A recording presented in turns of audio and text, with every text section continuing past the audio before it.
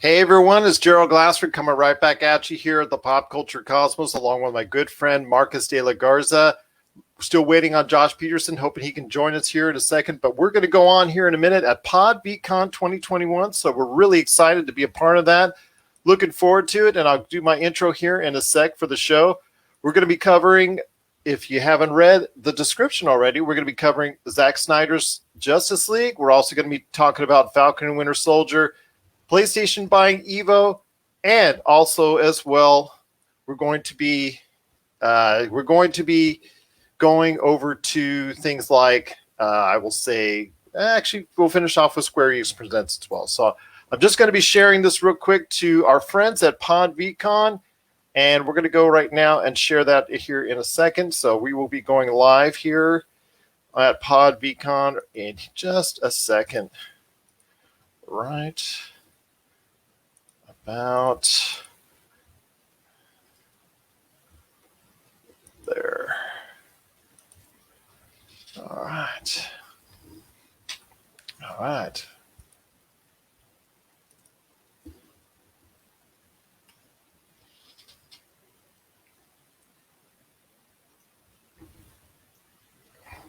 All right. Ready? Let's go. 3, 2. On this week's episode, we have reviews of the Snyder Cut and Falcon and the Winter Soldier. PlayStation looks to shake up the esports industry. And what does Square Enix have planned for us next? All this and more as we head to PodVCon Spring Break, as we once again delve into the pop culture cosmos. And we're back with another episode of the Pop Culture Cosmos.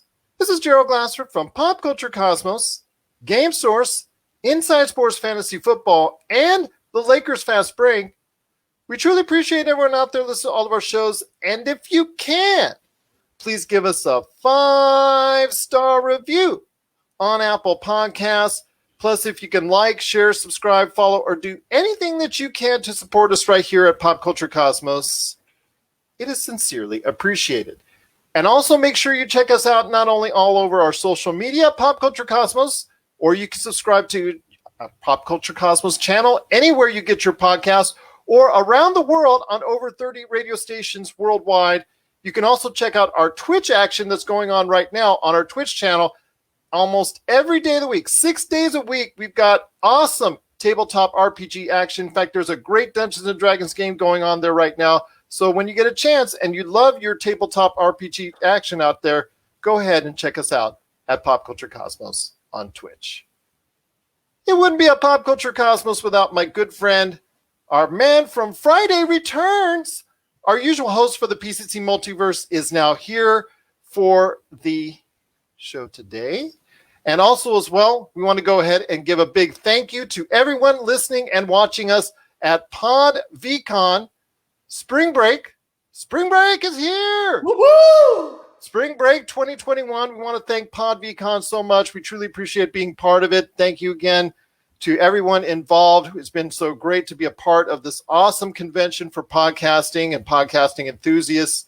But it wouldn't be a Pop Culture Cosmos without my good friend. He's our man from Friday, the PCC Multiverse. You got to catch him when he does the PCC Multiverse every single Friday. He's here on special leave right over here. He moved out from Friday, and he's here for our Monday show. It is Marcus de la Garza. And Marcus, happy birthday, my friend, belated. I know you had an awesome week off, but I'm glad to have you part of the show today. Yeah, man, it was a great week off. I want to say thank you to everybody that gave me the happy birthday wishes, and I'm just excited to be a part of this special episode, man. It's spring break. I've got a little bit of an adult beverage here, kicking off the day with you guys. And cheers, man! Cheers! It's gonna be a great episode. We've got a lot to talk about, man. This Zack Snyder's Justice League is outstanding. We have a lot to dive into, and we'll go from there, dude. But it was a great few days off, and got to see the family, hang out, and really kind of reconnected with just myself for a few days. It was great. Okay, that's I guess I'll just leave that alone because reconnecting with yourself could take you into a whole lot come of on. different avenues. No. I mean, like, I just had some time off, man. I got to, sit around and really think about, what really I appreciate in life. And so it was just nice to have that alone time, or not alone time, but just that time off from work, to kind of just time to kick back. It was great. But it did give me a lot of time to watch a lot of TV. So we've got a lot to discuss here, Gerald. It was a lot of fun to take a few days off this week, but I'm ready to be back at it. So sounds good, my friend. Glad to have you here as always. You are a great part of Pop Culture Cosmos. Again, thank you so much for listening and watching. Everybody at Pod VCon Spring Break 2021, glad to have you here. Plus also as well, all the podcast outlets, and of course, everybody worldwide that listens to us on radio. Cannot thank you enough for doing so. We've got a great show lined up for you today. Spoilerific, though. It's spoiler heavy. So if you haven't watched Zack Snyder's Justice League, or also as well Falcon and Winter Soldier Episode 1, put us on pause. Hold on, Marcus. Let's put us pause. Okay, we paused. So if you haven't checked it out yet, please do so. Put us on pause. But then again, if you have, we're going to be talking and going into depth on Zack Snyder's the Snyder Cut as far as version of Justice League, Zack Snyder's Justice League, and also as well Falcon and Winter Soldier. We're going to talk a little bit about PlayStation later on in the show, talking about the esports industry, a little bit of a shakeup there with PlayStation buying Evo, seeing how that fits along as far as the fighting game scene. Also, as well, we're going to be talking about Square Enix. They had their own little Square Enix Presents because they think they're so special. They think they're all good. They think they'd be like all those big publishers that are out there. So we'll talk about Square Enix coming up on the back half of the show as well. And then, just to let everybody know, for everybody listening on our podcast outlets and, of course, on radio stations worldwide, we've got Ellen Glassford, my daughter, also as well, Noe and Fine, and TJ Johnson. They're all here in quick bites with their thoughts on Falcon Winter Soldier and Justice League as well. But, my friend, it is going to be starting off with the long-awaited Zack Snyder's Justice League that hit HBO Max on Thursday. I got a chance to see all 4 hours and 2 minutes of it. 3 hours. Great. Well, okay. All right. 3 hours for the movie and 1 hour for the slow-mo. So I wanted to go ahead and go into it right now because there's a ton of slow-mo. There's so much slow-mo, man. But we'll get there. I enjoyed it. Slow motion. Oh, yeah. Throughout the movie. There's a lot of Ezra Miller in slow-mo, and, he might not be the best for slow-mo in close-ups. Well, that's just my take. Ezra Miller, his Flash, okay, I get it. He could be in slow-mo, but there was a ton of other stuff in slow-mo as well. I mean, Zack Snyder loves the slow-mo. He almost loves the slow-mo as much as J.J. Abrams loves lens flares. That's all I can guess. I was about to make that joke. Oh, man. Because I watched Star Trek again last night for the umpteenth thousandth time. So it's funny because it reminds you of how much J.J. just loves to, throw that lens flare out at you. Random lens flare right in your face, man. Just right there. Right there. But again, getting into the movie, my friend, it is Zack Snyder's vision of the Justice League. I'm going to say it's an improvement. For me, after 4 hours, I thought it's a little bloated. Absolutely loved Ray Fisher's performance and so happy to see him finally get the just due he deserves. I mean, he's such an integral part of the movie when you see Zack Snyder's vision, and so much was taken out with Joss Whedon's version. Again, I thought there was a little too much. I thought the epilogues were unnecessary, and I think there was other little things I could quibble on it. But I had originally given the original 2017 Joss Whedon's Justice League a 5 out of 10. I now bump it up as far as Zack Snyder's Justice League to a 7 out of 10. But again, it's a deal. I would say it's built off of chapters. So if you're not into or get intimidated by a 4 hour, 2 minute movie, you can do it in chunks, almost like you're watching a television series and whatnot. So you can do it in chunks, and that's probably a better way to take it. But again, my friend, I've got some questions all over the place on it. I think that for me, the biggest disappointment, and that's the one thing that Josh and I have been talking about for years, was the end credit scene in the Joss Whedon version with Deathstroke coming up to Lex Luthor and talking about hey, let's go ahead and start a Hall of Villains of our own.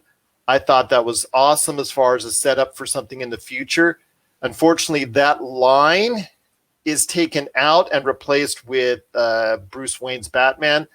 Because it was supposed to be setting up a Ben or a Batfleck movie coming up in the future, but unfortunately, that's not anymore going to be happening. But I'm so disappointed that Zack Snyder's envisioning of the Justice League 2 and 3 doesn't include really a Hall of Villains, because I really would love that concept. But again, overall, I think it's an improvement. But I don't know if it's like the leaps and bounds, because some people are just absolutely praising this. You absolutely loved your time with it, and I'm very happy for it. But I think it's good. I don't think it's great. Yeah, I think, Gerald, you and I have talked about it. I haven't been happy with what anything DC's done since Batman with Chris Nolan. I think that Chris Nolan really captured how dark and gritty Batman can be, but also wholesome at times when he needs to be, and also just the figurehead, the symbol that you need them to be at times as well. And so I felt like Zack Snyder's Justice League was very much in that same vein from a production standpoint, from a directorial, cinematic standpoint, cinematography, period. I mean, like, this felt like an extension of that Batman vision from Christopher Nolan. It just felt like we took that into the deep, dark place where it needed to be. And so I really enjoyed my 4 hours spent with Justice League. I know that you felt much differently about it. I thought it was okay. I thought it was okay overall. I'm glad it got expounded upon, finding out characters I never even knew existed, like possibly the Atom, the character who would become the Atom in DC. He was not even mentioned, not even appearing in the Joss Whedon cut. So. Well, and simply what we did with Ray Fisher's storyline, the Cyborg storyline, Victor Stone, if you will, I thought we did a wonderful job just expounding upon what his backstory is and what he kind of means to, the group as a whole. And, for me, just giving us enough of a backstory to make us really compelled to his storyline did a lot. And I think it really brought a whole bunch of, it knitted together some of those holes in the plot line that we had some issues with from the 2017 movie. But, I think you might be right. We might have taken it a step too far in a few spots. Could we have cut 30 seconds of content here and there across the movie and maybe gotten a movie that was 3 hours and 30 minutes instead and still had the same quality of content received? Yeah, I think so. But at the same time, how often do you get a blank check and just a chance to go do whatever you want, right? And so that's, to me, that's really one of the big... something that... Oh, go ahead. Yeah, no. I said I liked my time with Zack Snyder's Justice League. I think it is an improvement, and I'm looking forward to seeing, everything that's coming about with hopefully a future for it. I mean, that's the question I really have. And that's a question I think that leaves a lot of people is, do you think that there will be a future? I mean, they've already laid out 2 and 3 on storyboards on social media, so they don't. Zack Snyder doesn't think that HBO Max will have any future for Zack Snyder's Justice League vision. I ask you, do you think there will be a future for Zack Snyder's Justice League with a 2, with a 3, or even anything else relating to that going forward? It's really hard to turn down intellectual property that's making money. And I think that's something that we learned in the pandemic, right? It's when you have something that's making a little bit of money, stick with it, keep pushing it. And unfortunately, I don't think that's what's going to happen here. The Snyder cut of the Justice League was fantastic in my mind. I think they've had a lot of people that have watched it. I'm waiting to see what the numbers are, what the guesstimation of the numbers are, in the next week or two, to see how many people probably watched this opening weekend. It's going to be something to me that those numbers will reflect the possibility of future movies. But like you said, they've already done storyboards and put them out to the public. It's hard to walk back from that point. But at the same time, if you're ever going to do it with the director, why not Zack Snyder? Why not let him take what he's already put out into the ethos and turn it into something entirely different or even darker than we ever could have thought it could have been? Well, again, it is Zack Snyder's Justice League. We're looking forward to hopefully seeing more. Again, for me, it's something about, I would love to see a Hall of Villains Justice League matchup. That would just be so uber. With my days at Saturday mornings, cartoons, watching that and just seeing that whole develop as far as the cartoons are concerned. And again, maybe I'm being a little bit selfish in saying that, but I would love to see it evolve into that instead of the dark side scenario. And that's something I want to go ahead and leave off, is that dark side, I know in 2017, Marvel hadn't yet fully realized Thanos because Infinity War hadn't been out yet. And also as well, obviously Avengers Endgame hadn't been out yet. But I mean, I see the mirror images of the Thanos storyline as far as it's concerned, even with the anti-life equation that's involved. But I want to hear your thoughts on, Darkseid as a menacing character.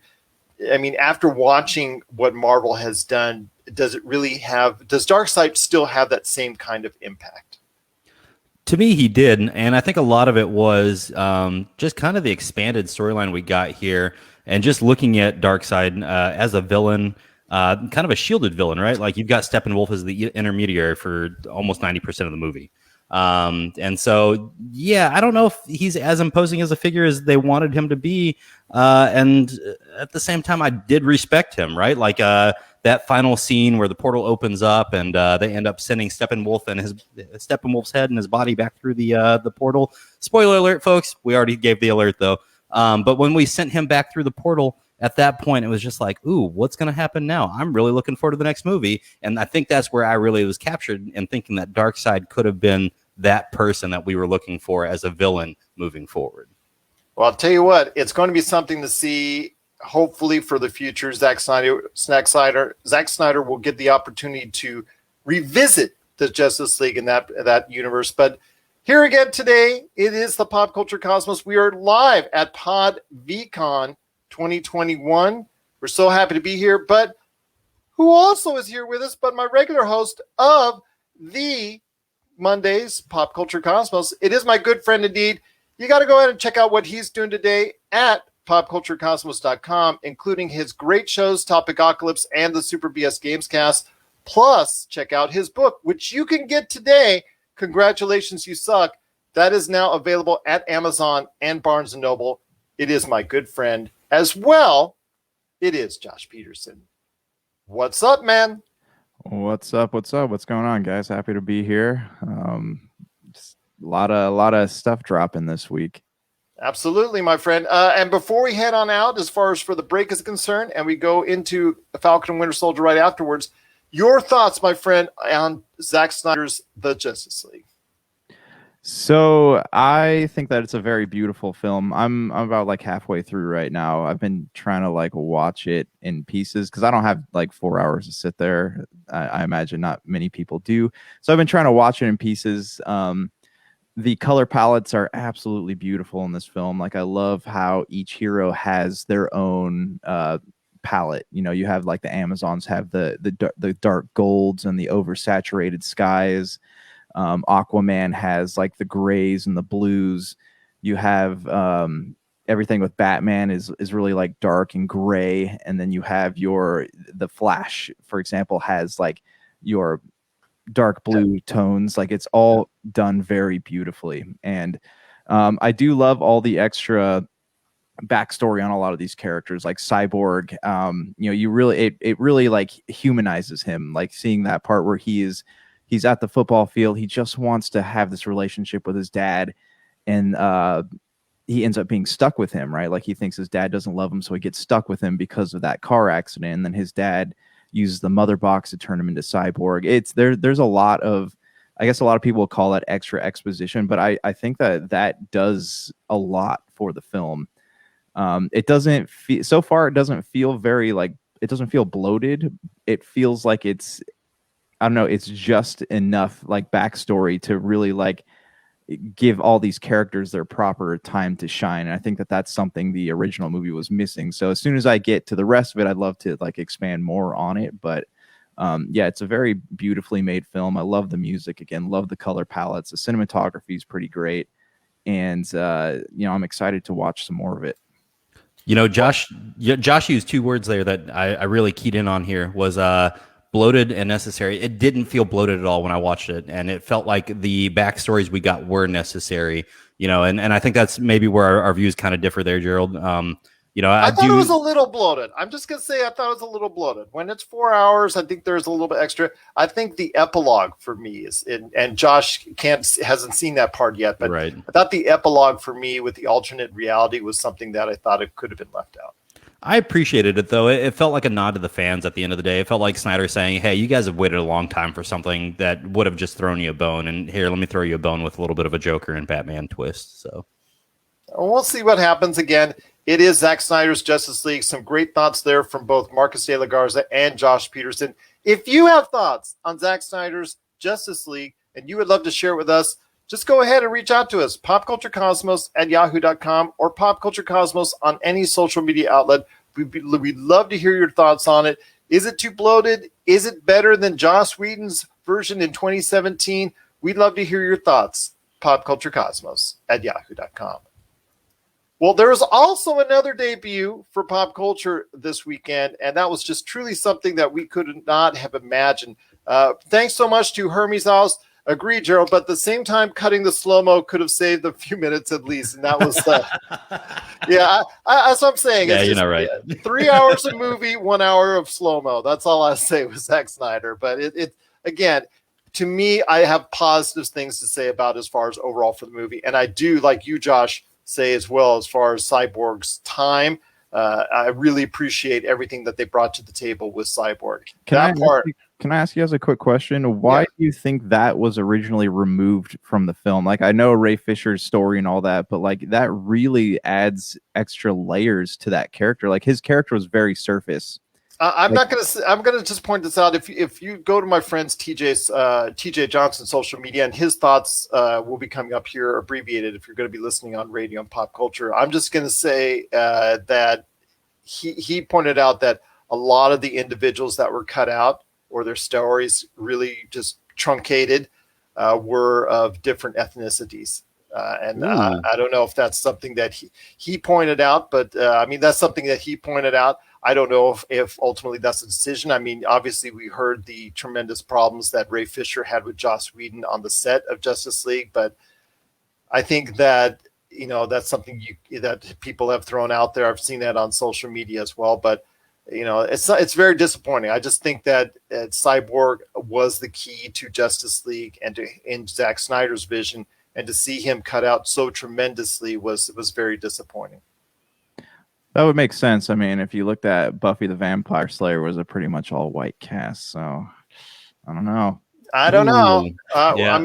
I honestly, guys, can't come up with a reason why you would cut some of the integral or the most important parts of the storyline that we missed for Ray Fisher. It's unbelievable, and I honestly hadn't heard that theory yet about cutting minority cast members. Well, he laid it out as far as all the people that are missing or cut severely in there, and there's a common theme. That's all that. Yeah, because even if you look at the Flash's scene that was cut out with Iris West, that would make sense to me also, and it's a crying shame, honestly. And who is now the head of Star Labs in as far as is concerned, or who is the assistant? I think Josh is still at that point in the thing as far as the assistant for it is the gentleman who becomes the Atom in the comics. Right. He's of Asian descent, and we'll just leave it at there. He's not even in Joss Whedon's version of it, so we'll just leave it at that. But again. Go ahead.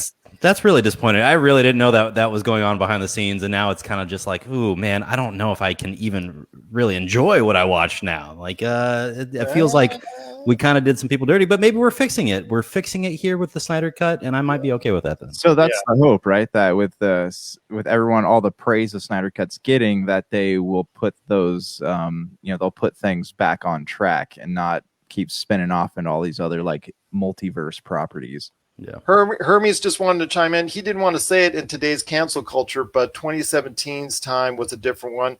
Yeah, it was a little bit different 4 years ago, but okay, even if you cut all the other individuals out, to cut out Cyborg's significant contribution to the Justice League after what I watched, which to me is the best part of the film. Thank you. Is very disappointing. It's very disappointing indeed that Joss Whedon would go. Again, I like the cutscene of Joss Whedon as far as them stating. Oh, actually, I can't even say that with Josh hasn't seen it yet. So again, I will just say that the time invested as far as in Zack Snyder's Justice League was very well worth it. I give it a good grade. Obviously Josh and Marcus really love what they're seeing. So Hermes, thank you for your thoughts and comments on this. And I tell you what, if people want to go out of their way to see it, I'd say consume it like Josh. If you get intimidated at the 4-hour runtime, see it like Josh in the episode. It's actually segmented off into episodes. Yeah, like the time marker on HBO Max has like little dots to show like where the episode's in, which is cool. Mm-hmm. Yeah, absolutely. So again, share us your thoughts on Zack Snyder's Justice League. We'd love to hear it. popculturecosmos@yahoo.com.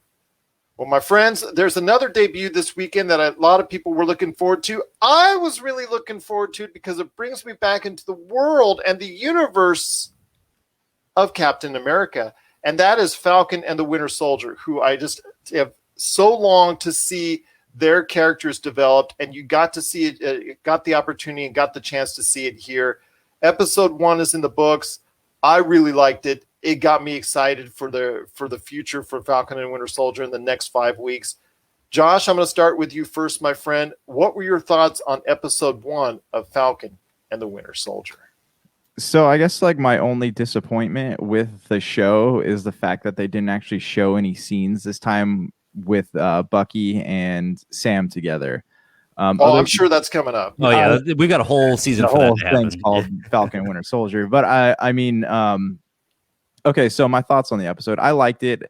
You got a lot of backstory on characters that did not really have a lot before. Like they were, what would you call them? Just like foil characters, just meant to like outline the traits of like Captain America or Iron Man or whatever you want to call them. And seeing Sam, seeing what he was up to after the Avengers, right? Like that was really cool. Kind of seeing him do his own solo gig. Moving on to Bucky, like Bucky, so they made it seem like when Bucky was after Winter Soldier and he ends up in Wakanda, right? And what do they call him? The something tiger, I can't remember right now. But they kind of make it seem like he's like, oh, okay, he's fine. But like you don't take into account like the baggage that he must be carrying around. Yeah. And I think that showing him like with the therapist, like that dynamic between them was enlightening, but it's also like very very cheeky, and like I enjoyed that. Like that is how somebody like Bucky would probably operate in a therapeutic session, right? Like he just would be blocked off and he'd make jokes about stuff, and then maybe eventually like through all this sarcasm he would let out little tiny details. So like I enjoyed that. The interplay that him and the therapist had was outstanding. I thought, they'd sit there and they'd go back and forth, and he'd make his little quips. It was amazing, just like you said. And that's a character that, and I can't think of her name, the actress, the therapist, but we've seen her in Bosch, and she plays an outstanding captain or a lieutenant in Bosch, and kind of has a similar relationship with Bosch, the main character of that show. Where they kind of go back and forth with these little cheeky remarks here and there, and but at the end of the day, she's great at her job, and I think that's something that we got out of the therapist, and that little quip about I was a great soldier too, I saw whatever, and so I don't know, man, I'm with you, man. I really enjoyed that little interplay that we had between the therapist and Bucky Rogers there. Yeah, and seeing seeing how he has his list, right, and he's going around and he's trying to like do right by all of his past sins, so he like turns that senator's car into an RC car. Like that stuff's really it's funny. Like there are comedic elements to Bucky that got completely looked past, until like Civil War came around. Right. So I'm glad that they're fleshing that out and kind of like having him come to terms with his past. As for Sam, like there's a lot of like deep, I guess, socio-political themes with Sam, and having the mantle of Captain America. And I like the way that it was done, because it's not a lot of media these days will take those like themes and ideas and they will just like shove them down your throat from the start to the finish. And this is like handled very well. Like it makes me want to go on this ride without feeling like without feeling isolated from what's being talked about. So like I enjoyed that, and like I do want to see more, because what like the whole idea of this show, I think, is like, what does it mean to be a symbol of America? Like what does America represent in 2021? And I think that with like this new Captain Well, actually, you're wrong on that one. It's 2023 there. Right. Yeah. And like there's in a lot of talk about the blip. Like I enjoyed that stuff too, but you have this new Captain America showing up, and he is probably like everything that these like big senators and politics think America represents. But if you look at like the real world, what these senators, whether Democrat or Republican, think represents America is completely has nothing to do with what the normal people think America represents. So I'm excited to see like that theme explored. But also, did the new Captain America look weird? Like he didn't fit into his clothes? I think. Well, I'm just going to say this: the memes that are out there, I think my daughter showed me one where it shows this is what you ordered and what you think you ordered with Captain America with Chris Evans, and this is what you got with Walker Russell, who is Kurt Russell's son. So it's fun, and that also, and the grandpa from Up. That I think is close comparisons. I just want to let everybody know those are the common memes that are out there. Yeah, Grandpa from Up, and then the Six Flags guy. I don't know if you guys remember those. Yeah. Well, I'll just say this: I enjoyed my time so far in it. TJ Johnson and I spoke earlier about it, and he turned me around on the Falcon story because I thought it went through a couple tropes, but I like the dynamic of him and his sister, and the sister almost blaming him for being blipped, for being out of it, and that to me part of I like the bank stuff. I didn't like as far as it's concerned that they couldn't get a loan, but then again, TJ kind of turned me around on it as far as it's concerned. So I think that part of it's okay. What I want to go ahead and say is I do love Bucky's story, that the fact that he is chasing ghosts, the fact that he is having the nightmares, the fact that he is having these visions, and that he's trying to make amends for all the damage that he's done in his own way. But yet he, while he can go and he can help capture a Hydra agent, a former Hydra agent, still trying to approach those he killed and their loved ones, that's still a hard deal for him. And that's hard. That would be hard for anybody. And you see with him, the PTSD is still very much there. He still sleeps on the floor of his apartment. If you caught that, I mean, yeah. That is just something, like I said, those details for me were great. I know it didn't click with everybody. I mean, Hermes made a comment that he felt like it was just pure filler and whatnot. I mean, some of this for Disney and Marvel is going to be filler when you're dealing with backstories of a lot of these supporting characters you didn't get to know in the movies. So I could see that for some people, that's definitely something that's understandable. And then also as well, he mentioned that he thought it was a little underwhelming. And I noticed there's been a couple reviews out there that say just that. But again, there's also a lot of people that think it's very positive. I know we think it's very positive, but before we head to the break and all the guests that we have that are coming on for those listening on radio and podcasts that want to talk about Falcon and Winter Soldier and Zack Snyder's Justice League, Josh and Marcus, I want to have it close out with you. Your final thoughts on episode 1 and where you think it's going to go from here. Josh, I'm going to start with you. So, as someone who likes the art of film, like my final thoughts on this are like I love the way that I love the way that it looks. I love the way that it's made. I love how like it's already got this darker, more adult theme than like WandaVision did. Like even in the way that the cinematography is done, like it's done outside the scene where Falcon's flying around, like the colors are darker. You have the moods of the characters seem to be like more in line with like what they've done and what they're trying to become. So we didn't really get a lot of that with WandaVision, and WandaVision is totally different show, and I completely understand that. And I am excited to see like where this goes. I'm excited to see like who's this new Captain America to turn out to be, a good guy or a bad guy. We have obviously this new villain, right, with the mask on, who kicked that guy in the face. Like he's got something coursing through his veins. The Flag Smashers. It's a group called the Flag Smashers, based off the Flag Smasher from the comics. Okay. So we got them, and we got this new Captain America. Does he also have that serum running through his veins? So it's a lot. There's a lot going on. I hope that they don't like leave any side stories undeveloped like they did in WandaVision. But I'm excited about it, and I'm looking forward to where it's going. What about you, Marcus? What are your thoughts?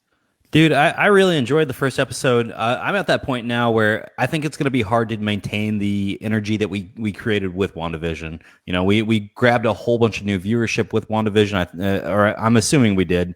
Everyone I've talked to has either not been on the Marvel train or been on the Marvel train entirely, but they all love the show. And I think it's going to be hard to maintain that energy and keep that coursing through Disney Plus, this was a really good episode to start out on, but it left me wanting a ton. And so, if we would have done 2 or 3 episodes released out the gate for the first week, and then done a week of or episode a week after that, I think that would have been a lot better. But making people wait another week for another 45-minute episode might not have been the best idea with this one. Well, I'll tell you what, we are going to be waiting another week, though. I'm excited for it. I think this is something I've been really wanting to see. I know Prima Modius was saying that she thinks that that may be true, though. So you've got some agreement on there, Marcus. Hermes wanted to say his last thought was maybe Marvel excelled in the film realm, which they obviously have over the past 10 plus years, while maybe DC should have or could have reigned supreme in the television space. I would say to you, Hermes, is they got to get out of CW, if that's the case. With the stuff that they're doing with the Batman series, the prequel series for whatever the new Batman movie with Jeffrey, they're doing a series that they're doing for HBO Max. Also talking about a Constantine for HBO Max. Those are the kind of things that I want to see. Those are the kind of interesting series that could go ahead and do just that, like you're saying, Hermes. I think when you've got those CW shows, I think there's only so much they're allowed to do, and there's only so much they can do within the course of what those broadcast networks can do. I think by putting series straight to HBO Max, DC can go ahead and have something that they can showcase off to their fans as well. Can I talk on that for just a quick second? You do notice, though, like there is a certain film quality when it comes to the movies in the Marvel universe and the shows. Like in the shows, the colors are all blown out, right? So it looks like something that goes on broadcast TV, as opposed to in the movies, everything's like very very well refined, and everything it looks like a movie. So I totally get where they're coming, where you're coming from with that statement. And that's something that CW, and you can tell there's a difference between what's on CW and what's being put in theaters. And I'm hopeful, like with what goes on to HBO Max, that we'll see a more like cinematography approach to like the Batman Year One, and again, like I was talking about with Constantine. Well, and guys, I just want to take a second to point out one thing that we definitely haven't talked about is on Disney Plus, they have Marvel's Assembled, which is where they take a deep dive look at how they filmed WandaVision. And they did film the 50s and 60s stuff in front of a live studio audience, and just watching the links through which they went to make that a real thing and try and do it in the same vein as the 50s and 60s TV shows that they were replicating was outstanding. I mean, like they dug deep. They found lenses that recreated some of the images that you would have seen from these TV shows in the 50s and 60s. Even down to the music. We sought out creators that we told them, and I say we, but I'm using we as we Disney Plus / Marvel, that you're going to be making something that spans the decades. Are you comfortable with that? And a lot of people just said, hey, you don't have to tell us anything more. We'll do it. We're in. We love the idea of doing something that spans the decades. Well, I'll tell you what, it's going to be something that we're excited for still nonetheless. It is Falcon and Winter Soldier coming up each week. We'll be talking about it and going into detail on our Monday show, the Pop Culture Cosmos, going forward, whether it's Josh and I or whether it's any one of the number of guests coming up. Speaking of Zack Snyder's Justice League, and also as well, the Falcon and the Winter Soldier, we're going to go ahead after the break and talk to a lot of people, including TJ Johnson, also so Ellen Glassford, and Knowing and Fine about their thoughts on either Zack Snyder's Justice League or Falcon and Winter Soldier. So for those listening on radio and podcast, want to go ahead and mention that they're coming up next right after the break. This is the Pop Culture Cosmos. Want to thank so much TJ Johnson, Knowing Ian Fine, and also as well Ellen Glassford stopping by on the program. Check out their thoughts continuously on Falcon and Winter Soldier coming up in the coming weeks. But before we head on out, guys, want to go ahead and thank so much again, PodVCon Spring Break 2021. You're checking us out right now. We truly appreciate everyone out there that's watching and listening to us there. But guys, before we head on out, want to go ahead and talk real quickly about PlayStation buying Evo. So Josh, I want to hear your thoughts on what you think this will do for the fighting scene. I mean, they're based here out of Las Vegas, so I'm kind of familiar with them, have been dealing with them for years off and on. So I know this to be the premier fighting game tournament that happens every year as far as for several different fighting games. This is big within the esports industry. What do you think that PlayStation's ownership now of Evo will do for esports?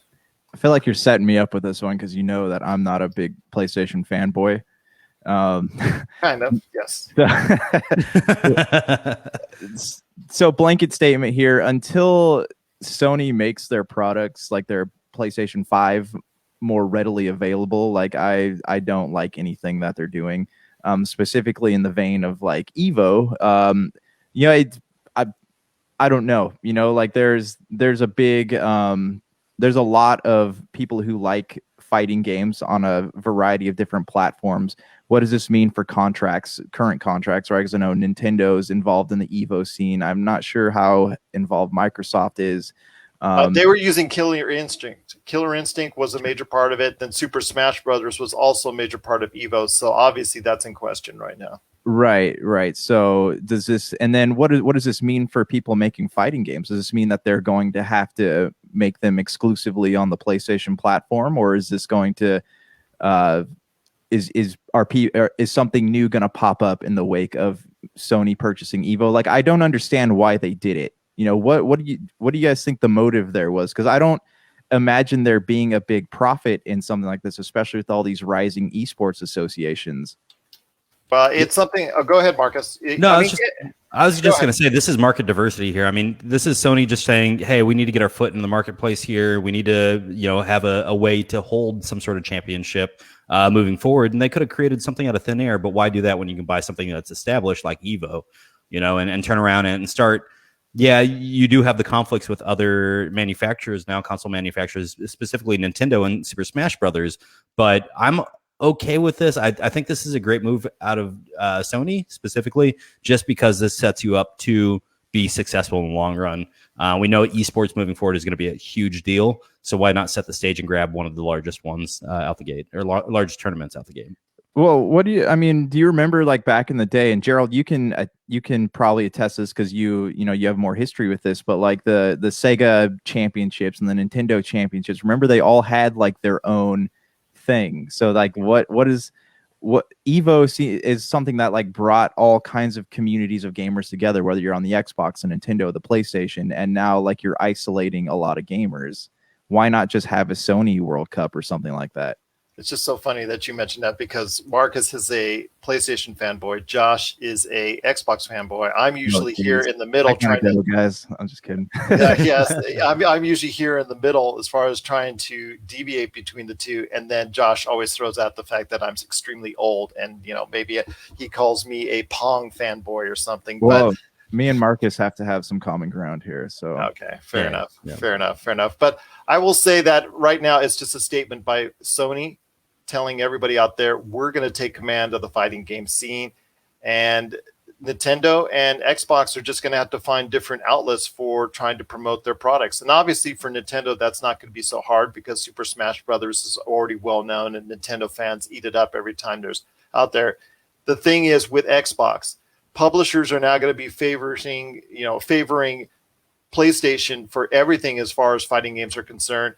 And Xbox is, while they're staking their claim with the Bethesda purchase, and for RPG owners going forward, PlayStation might be the place to go for fighting games. So people will have to decide if they prefer a better platform for fighting games, they will go for PlayStation. If they prefer a better platform for RPGs, that could quite possibly be Xbox in the future.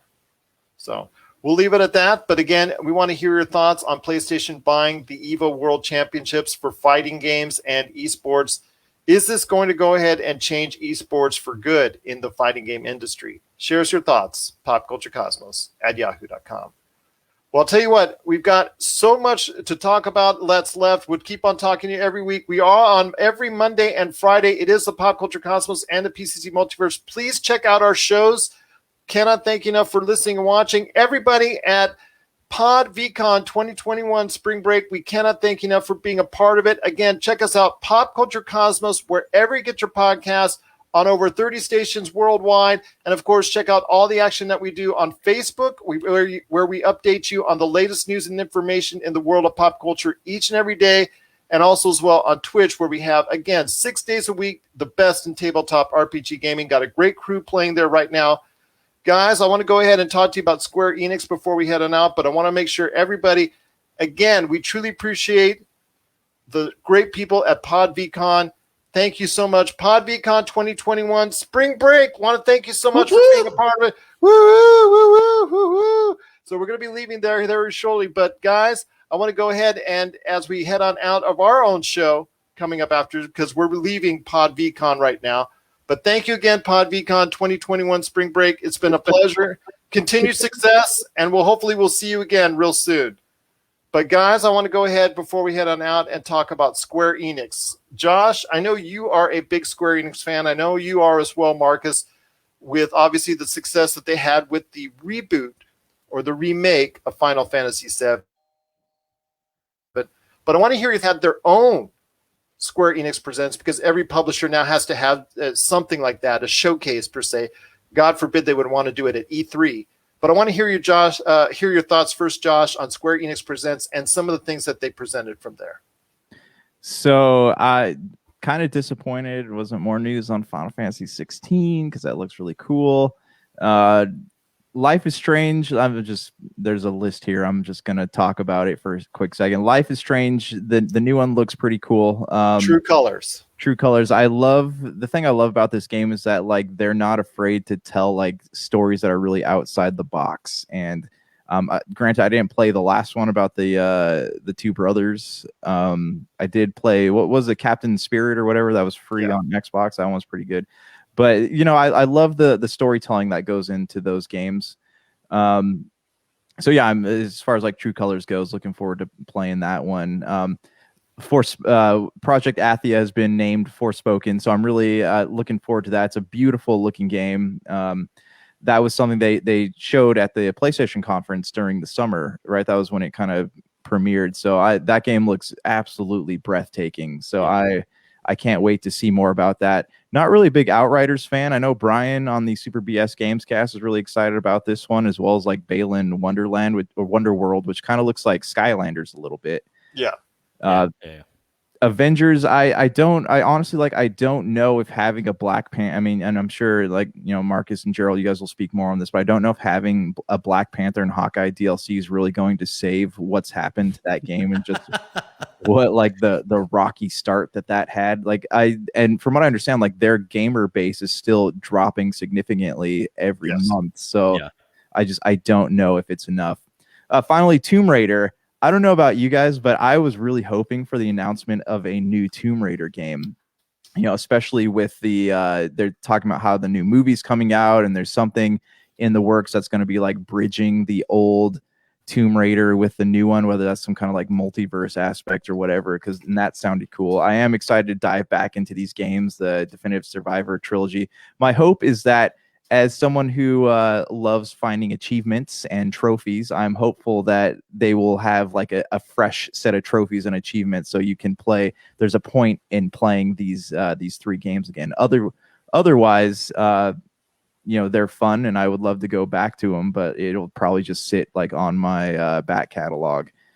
Anyways, those are my thoughts.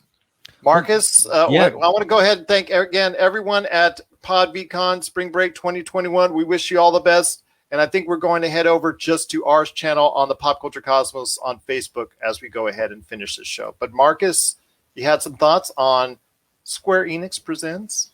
Yeah, and I'll work backwards on basically the same list that Josh had. You know, looking at Tomb Raider, I'm with you, man. This feels like a whole bunch of pandemic marketing at its finest. Oh yeah, let's rehash something, throw it at the folks, and try and get them excited for the things to come. And so, you know, that's I'm with you there. It feels like pandemic marketing at its finest, considering the fact that we know that something else is in the works here. Let's just give them something that's already been done and see if we can make a little bit of money off of it, and then throw it maybe at the new project, or just try and generate excitement. That maybe felt like what was going on here, but I'm with you, man.